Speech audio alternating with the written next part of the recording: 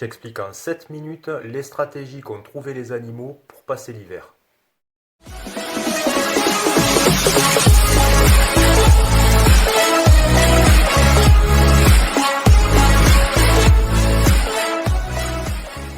Bonjour et bienvenue sur les tuyaux du labo.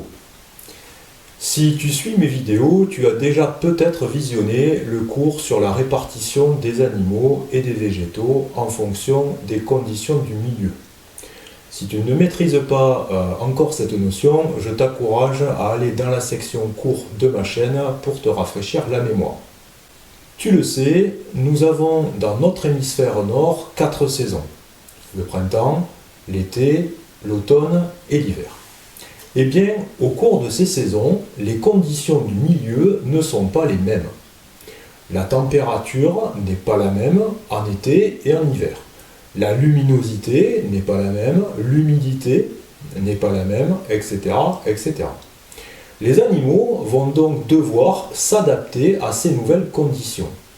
Il existe 4 types de stratégies qu'utilisent les animaux pour s'adapter aux variations des conditions du milieu, donc pour s'adapter aux changements de saison. Première stratégie, c'est la plus simple, c'est le fait de rester actif, mais dans ce cas, l'animal va devoir changer son alimentation, changer son régime alimentaire. C'est le cas par exemple du renard roux qui l'été va se nourrir de petits mammifères, de fruits, d'oiseaux et d'insectes. L'hiver en revanche, il adapte son alimentation à ce qui est disponible dans son milieu et ne se contente que de petits mammifères. Deuxième stratégie, c'est l'hibernation. Tu connais probablement le cas de l'ours qui va hiberner durant l'hiver. Il mange durant la belle saison pour faire des réserves de graisse qui vont lui servir à tenir tout l'hiver sans manger. Son organisme va donc consommer ces graisses durant l'hiver pour fonctionner au ralenti, pendant que l'ours va dormir. Sache tout de même qu'il sort régulièrement de son hibernation et effectue des petits déplacements autour de la tanière. Tu ne sais peut-être pas qu'il ne boit pas non plus. Pour éviter de se déshydrater, il ne fait pas pipi. L'eau de ses urines est recyclée par le corps pour conserver de l'eau. Il ne fait pas non plus caca. Un bouchon fécal, un bouchon de caca, se forme et bouche l'intestin. Je te donne un autre exemple d'hibernation que tu ne connais peut-être pas. C'est le cas de la pipistrelle commune, une espèce de chauve-souris que l'on trouve dans le sud de la France. Comme l'ours, elle accumule des réserves de graisse durant l'été, en mangeant des insectes. Lorsque la température diminue, à l'automne, elle entre en hibernation dans un endroit calme, une grotte en général. Durant toute la saison froide, elle reste immobile, se réveille très peu, juste pour boire, et son organisme utilise ses réserves de graisse pour fonctionner là aussi au ralenti. Troisième stratégie pour s'adapter aux différentes conditions du milieu, c'est la migration. Les animaux vont changer de région ou de pays pour retrouver ailleurs des conditions qui leur sont favorables, qui leur conviennent.